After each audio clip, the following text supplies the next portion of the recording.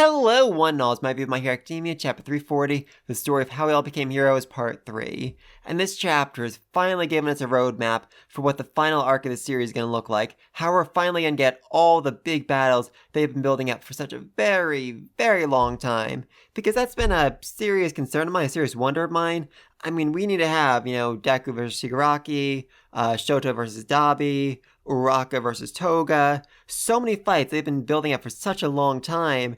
And yet the question really was, okay, why wouldn't they fight in big groups? And now we know. All Might's big plan is to keep Shigaraki and All For One separated from one another, as well as all of their most powerful units, all of their strongest men. So for instance, Dabi can do a lot of damage in a large areas, so they also need to keep him away from Shigaraki and All For One.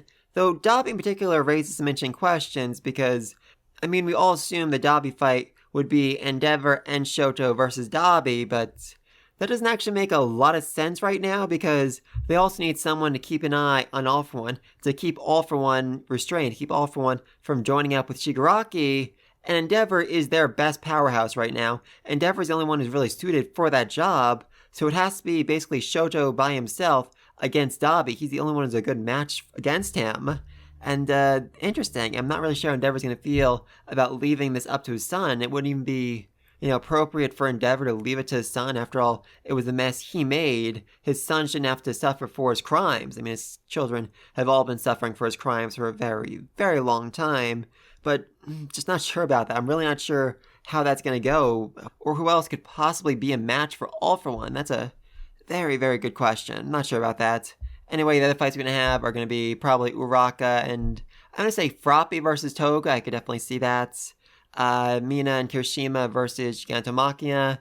They both have a history with him. They're both just so utterly terrified by him that they end up, basically unable to move, unable to do anything, unable to be a hero when the situation called for it.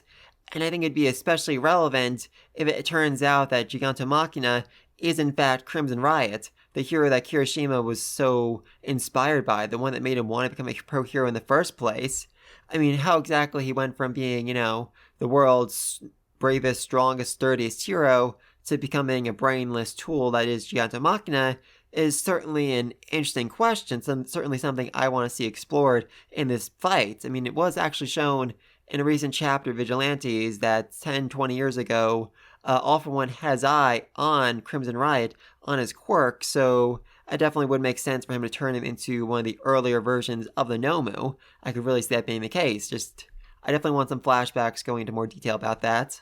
Who else do we have? We have Spinner. Spinner is the really good question right now. What's going to happen with Spinner? What is Spinner's storyline in this series? I'm not sure. I'm really not. His whole thing is, he wants to fight for people like him, people with mutant-type quirks, but he's not really even doing that right now. He's the face of it, yes, but he doesn't really believe in this cause anymore, and what's more, he seems more focused on Shigaraki, more focused on protecting the guy he likes to play video games with, so I could actually see him betraying League of Villains and All For One and trying to find some way to save Shigaraki. I would so love to see that.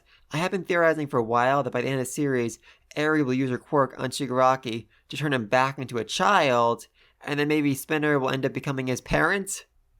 Oh, there is so very, very much wrong with that for so many levels, but I would love to see that. And also, what about Stain? Stain's kind of said, he's neutral in this fight. He is not a hero or a villain. He is simply someone who exists because society requires it. And yet Spinner was so motivated, so inspired by him, that I feel like Stain could really have a pretty heavy influence on what Spinner ends up doing down the road, especially because Spinner is kind of lost right now. Stain was absolutely freaking insane, but his determination, his strength of will was so strong, even Endeavor backed down, even Endeavor was shaken by it. And if he comes across Stain right now, if he actually comes across his inspiration right now and sees just how strong his determination really is, he'll realize, I don't have that same determination. I don't have that same resolve. I don't really know what I'm fighting for anymore. What actually matters to me? And then maybe he'll realize, okay, it's Shigaraki. I need to go save Shigaraki. I need to go save my friend. It might be the wrong thing to do. It might not be the smart thing to do, but it's what I've resolved myself to do at this moment.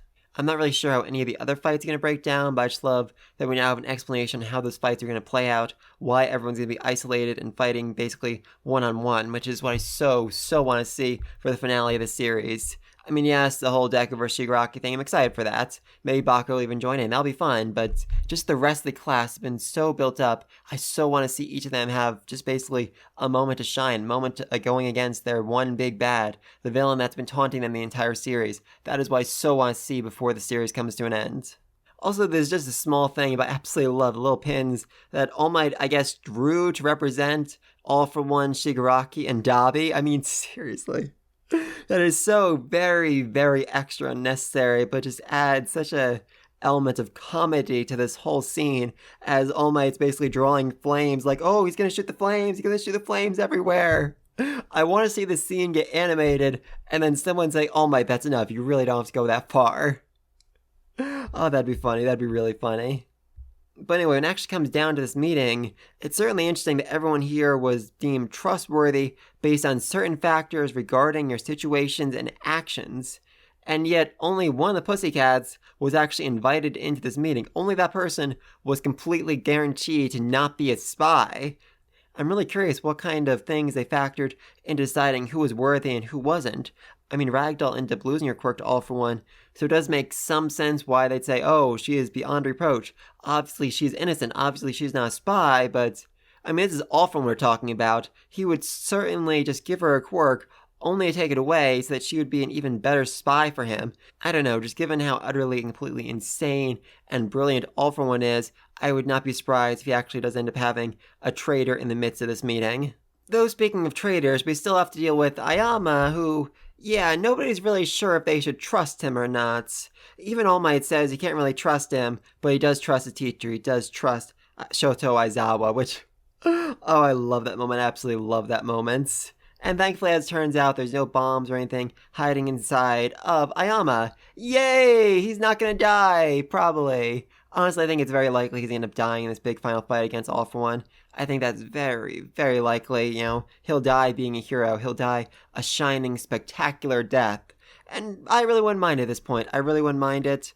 I mean, no matter how much good he does in this fight, no matter how many lives he saves, no matter how much damage he does to All for One, it's not going to erase his crimes. It's not going to erase his past, what he did. But if he dies, if he ends up dying a hero, then everyone will remember him as being the shining, spectacular hero that stood up against fear and saved the day. Huzzah! I mean, Aizawa does say, I won't allow you to die a pathetic, quiet death. Which feels like a death flag to me. It definitely feels like a death flag to me. For Ayama dying the most spectacular death we have ever seen in this series. He'll probably take down All for One all by himself. Maybe he'll realize, wait a minute, if I just focus the beam inside my body, I can explode and sparkle! I would just be so utterly thrilled if that's exactly how he died in this series. I would so love if that's how he died in this series. I mean, I don't hate Ayama as a character, but I think that would just be a very fitting end for him.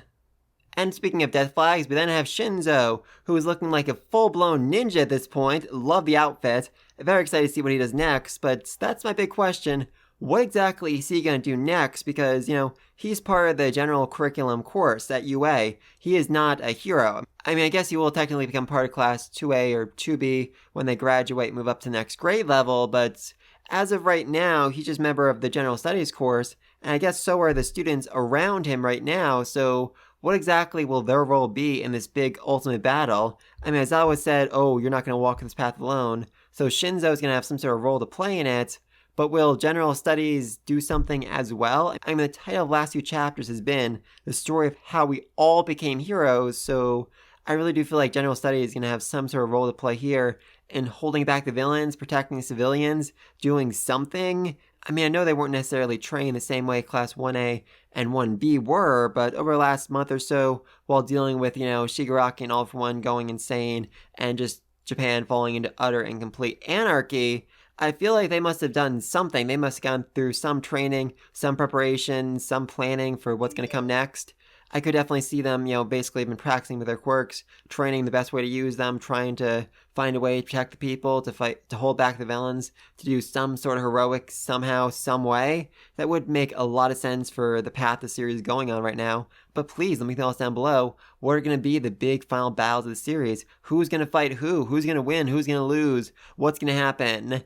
Is All For One going to die? I mean, I kind of feel like his body is going to die in this fight somehow, some way, and then he'll basically be fully absorbed into Shigaraki. He will fully become Shigaraki, or Shigaraki will fully become him, and then Deku's going to have to wake up Shigaraki. He's going to find some way to break through to the child inside of him, crying out, begging for help, and to be saved. Not sure about that, but let me know down below. Be sure to like and subscribe. See you next video, and until then, peace!